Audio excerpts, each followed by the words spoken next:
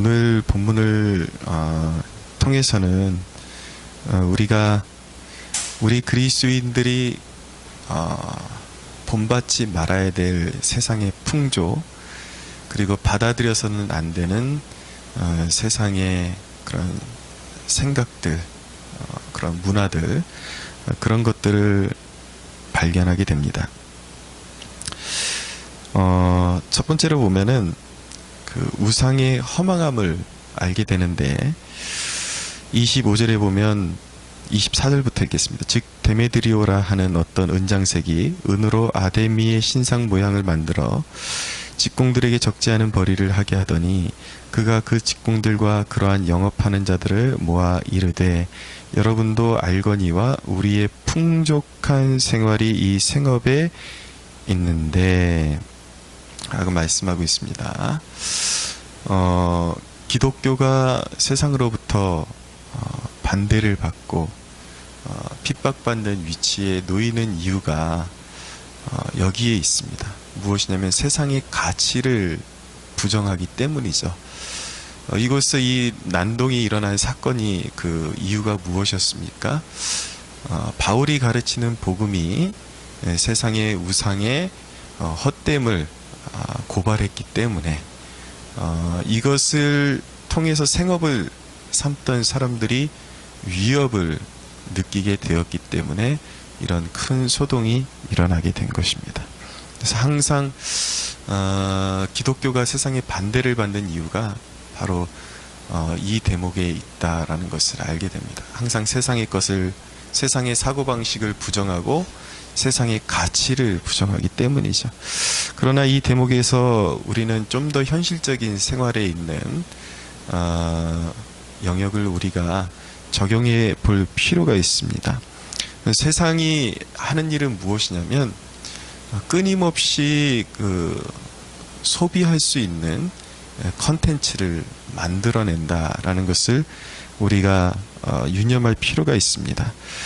우리의 풍족한 생활이 이 생업에 있는데 우상을 만드는 자들은 알고 있습니다. 우상이 정말 신이 아니고, 그리고 생기가 있는 것도 아니고, 정말 사람들에게 그것이 구원을 주는 것도 아니고 진짜 도움을 주는 것도 아닌 것을 그들은 알고 있습니다. 근데 끊임없이 그들은 그 신상을 만들어내서 사람들이 마음의 평안을 위해서 또는 어리석은 구원을 바라면서 그 신상을 구매하게 함으로써 그들은 그것을 통해서 수입을 얻고 자신들의 생활을 풍족하게 했던 것이죠. 그러니까 결국은 먹고 사는 문제인 것입니다. 그것이 풍요로운 삶의 근원이 되기 때문에 끊임없이 소비를 부추기는 컨텐츠를 만들어내게 되는 것이죠. 이것이 세상이 지금 하고 있는 일이라는 것을 우리 그리스도인들은 이 신앙의 눈으로, 영적인 눈으로 간파해내는 것이 필요합니다. 보면 이전에는 없어도 전혀 관계 없었던 그런 물건들, 그런 어떤 상품들, 그런 컨텐츠들이 끊임없이 개발이 됩니다. 근데 이전에는 그런 것이 없어도 생활을 충분히 영위할 수 있었는데, 이 상업 효과라는 거, 광고 효과라는 것이 끊임없이 그 물건이 없으면 우리 생활에 굉장히 지장이 되고 불편하고 또 힘든 것처럼 그렇게 포장을 해대죠. 그리고 그것이 있으면 우리 생활에 엄청난 유익을 줄 수 있는 것처럼 그렇게 포장을 해냅니다. 끊임없이 소비할 수 있도록 그렇게 만들어내죠. 그러나 여러분, 우리가 이 시대를 살아가면서 우리 그리스도인들이 주의해야 되는 것은 무엇이냐면, 우리의 소비가 진정으로 필요에 의한 것이 되어야지, 우리의 욕구를 충족시키기 위해서 필요 없는 것들에 대한 무분별한 소비가 되어서는 안 되는 것입니다. 그래서 그것은 그리스도인의 삶과 맞지 않는 것이죠. 뭐 적절한 예화인지는 잘 모르겠지만 가끔 이렇게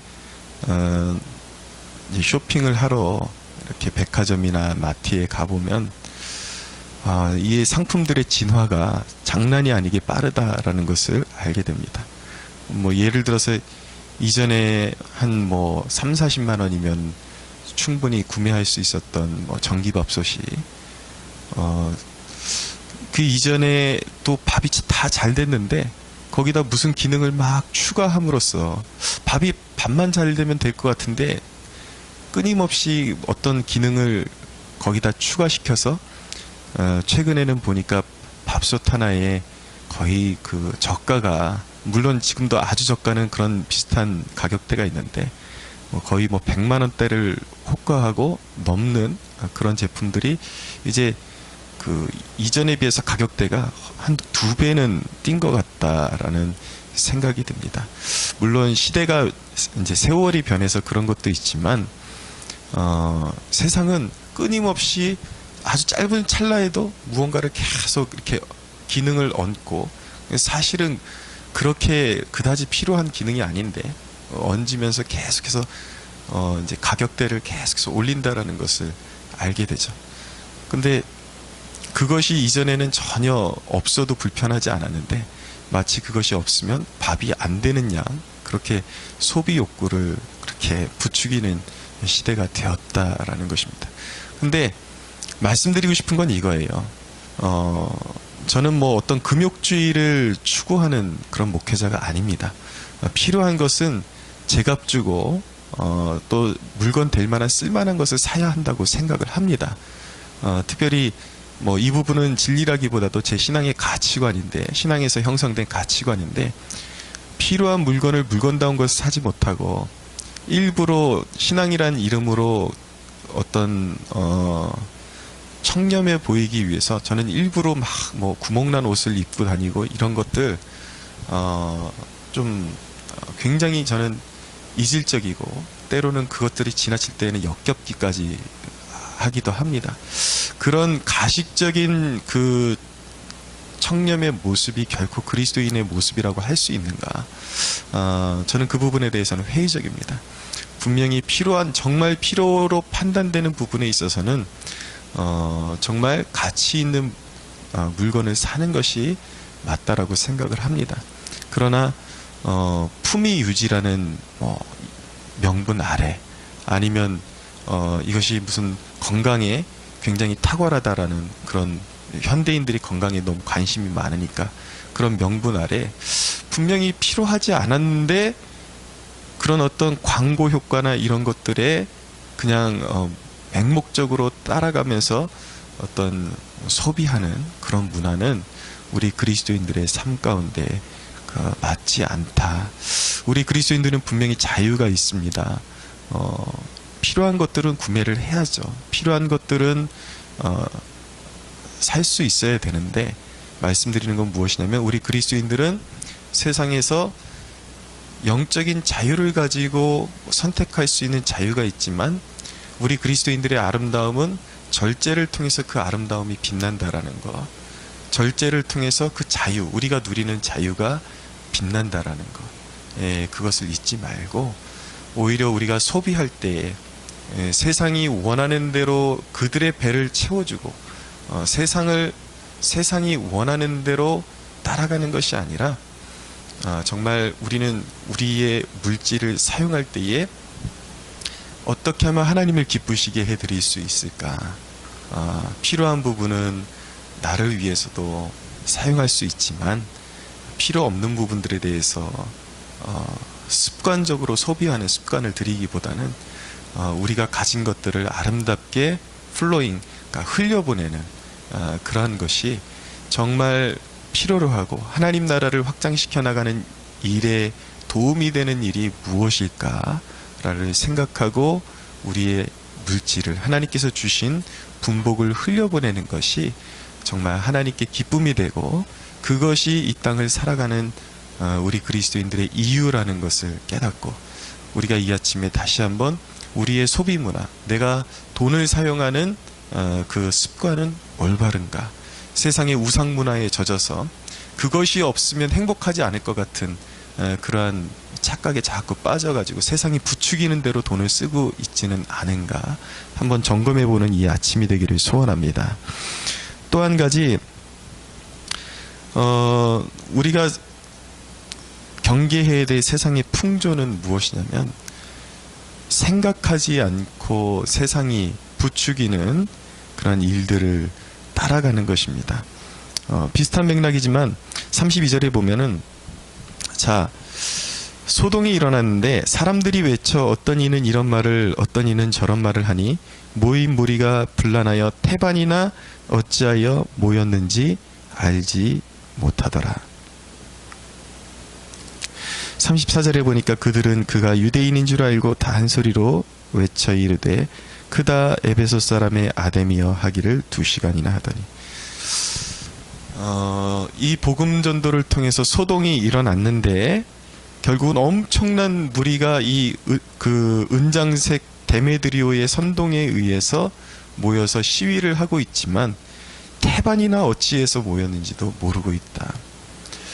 여러분 성경을 보면은 오늘날의 그런 그 시대적인 그 모습이 다 투영되어 있고 그 근본이 무엇인지를 진단할 수 있는 사건들이 다 기록되어 있다는 것을 알게 됩니다. 누군가가 선동하면 알지도 못하고 세상의 기류를 따라 풍조를 따라 선동되는 그런 사람들이 있다라는 것이죠. 근데 우리 그리스도인들은 결코 그렇게 살아서는 안 된다라는 것을 말씀드리고 싶은 것입니다. 특별히 우리나라에 얼마나 많은 선동, 습관적인 그런 선동들이 있었습니까? 얼마나 헛소문들이 있었습니까? 여러분 정당과 그런 어떤 그런 편견을 깨고 사실을 직시해서 볼 수 있게 되기를 바랍니다. 우리나라가 광우병 소동으로 인해서 얼마나 시끄러웠습니까? 저는 이명박 대통령 편도 아니고 내가 그렇게 편들어질 이유도 없지만 어떤 한 청년이 기고한 글을 보게 되었는데 굉장히 일리가 있고 타당하다. 그 정권을 반대했던 그 지역에 살던 어떤 청년이 사람들이 미국산 소를 먹으면 다 미치고 죽는다더라. 그래서 결국 그때 당시에 정권을 잡았던 대통령이 그런 일을 벌이고 있더라라고 그 지역의 소문이 쫙 파다하게 퍼지면서 그 지역 사람들을 중심으로 굉장히 이제 나라가 이제 시끄럽게 되었죠. 광화문에 사람들이 또 촛불 집회니 모이고 이 청년이 자기 가족에게 자기 동생에게 말하면서 야 미국산 소 먹으면 다 미친다더라 죽는다 그러더라 얘기하니까 그래도 다행히 그 동생이 하는 말이 이런 말을 하더랍니다. 형 좀 진정하고 생각해봐. 이 나라 대통령이 미쳤어?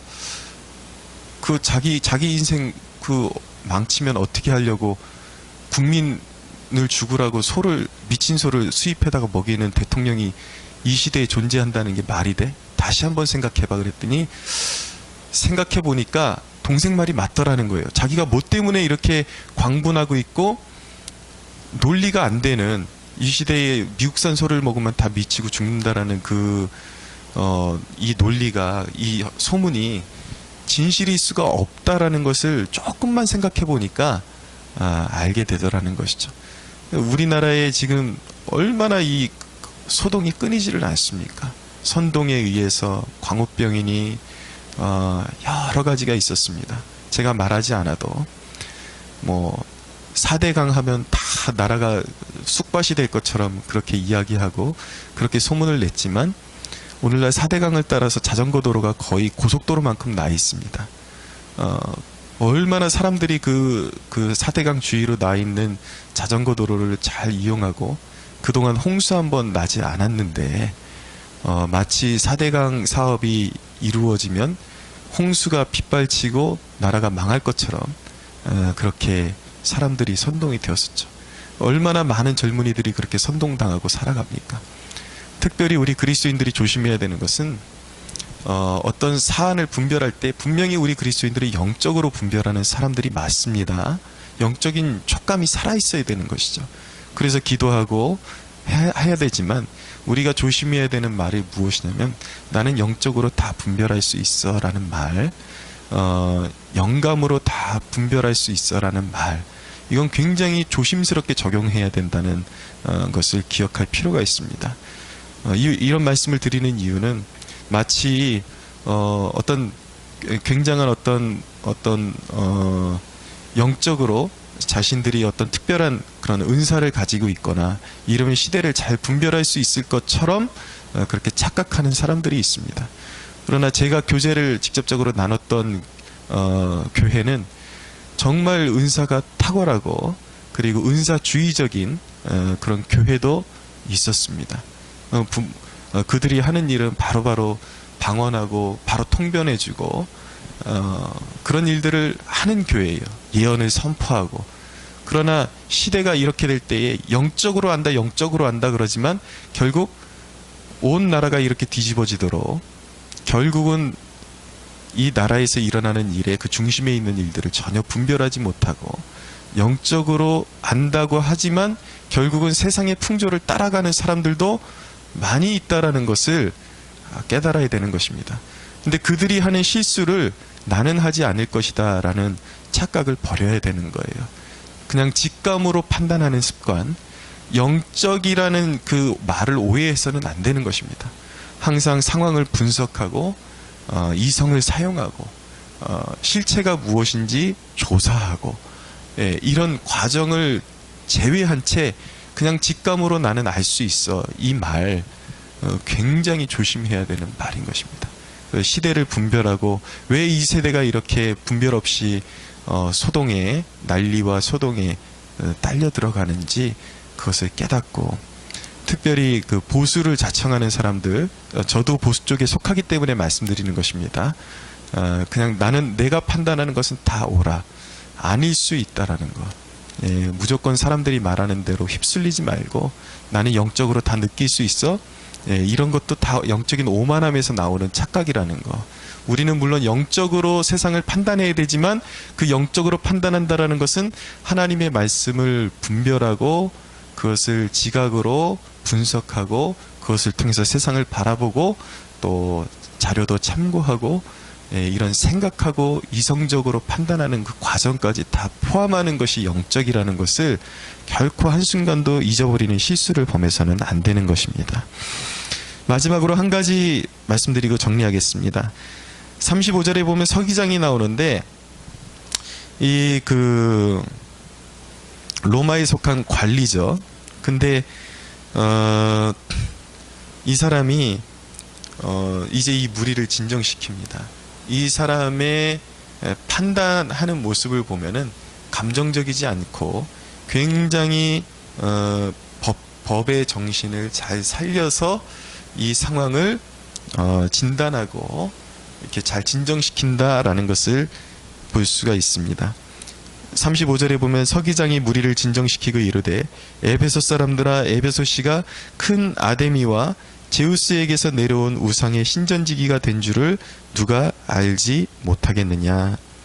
이 일이 그렇지 않다 할 수 없으니 너희가 가만히 있어서 무엇이든지 경솔히 하지 아니하여야 하리라.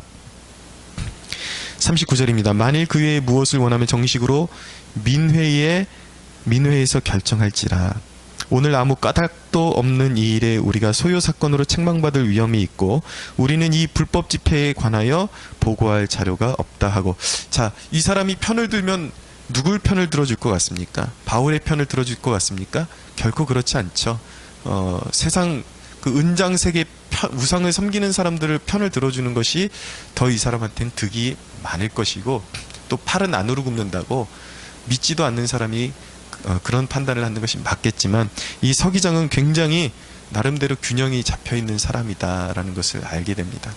우리 그리스도인들이 깨달아야 되는 것은 사회에 건강한 참여의식을 가지고 사회에 관심을 가져야 되는 이유가 여기 있습니다. 왜냐하면 믿지 않는 관리들에 의해서 세상의 여러 가지 정책들이 정해지는데 그들이 하나님을 섬기는 마음이 없다 할지라도 그들이 선한 양심을 따라서 그들에게 남아있는 조금이라도 남아있는 선한 양심을 따라서 사회의 모든 일들을 공정하게 처리할 수 있도록 기도하고 그러한 일들에 관심을 가지고 참여하는 태도가 그리스도인들에게 필요하다는 것. 그것이 왜 필요합니까? 존 스토트라는 분이 이 대목에 대해서 이렇게 기술을 했습니다. 고린도에서 갈리오 총독은 심지어 유대인들의 고발을 듣는 것을 거부했다. 에베소에서 시 서기장은 그 반대가 순전히 감정적인 것이며 그리스도인들은 무죄함으로 정식 법 절차를 두려워할 필요가 전혀 없다는 것을 암시했다. 이처럼 갈리오의 공평함, 아시아 고관들의 우정, 그리고 시 서기장의 침착하고 조리 있는 행동이 한데 결합해서 복음이 그 승리의 행보를 계속해 나갈 수 있는 자유를 부여해 주었다라고 말하고 있습니다. 왜 세상에 관심을 갖는 것이 중요합니까? 사회에 그것이 우리 그리스도인 교회의 평안함 그리고 복음 전파의 길이 막히지 않는 것과 밀접한 관계가 있기 때문에 관심을 가져야 하는 것입니다.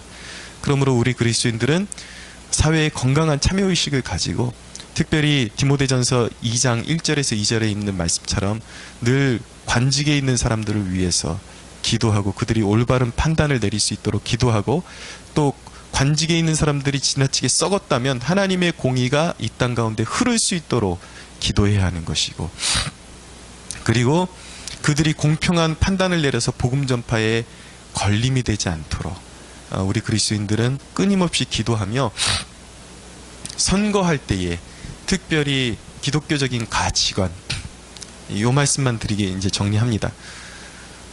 우리 그리스도인들이 좀 착각하는 게 있는 것 같습니다.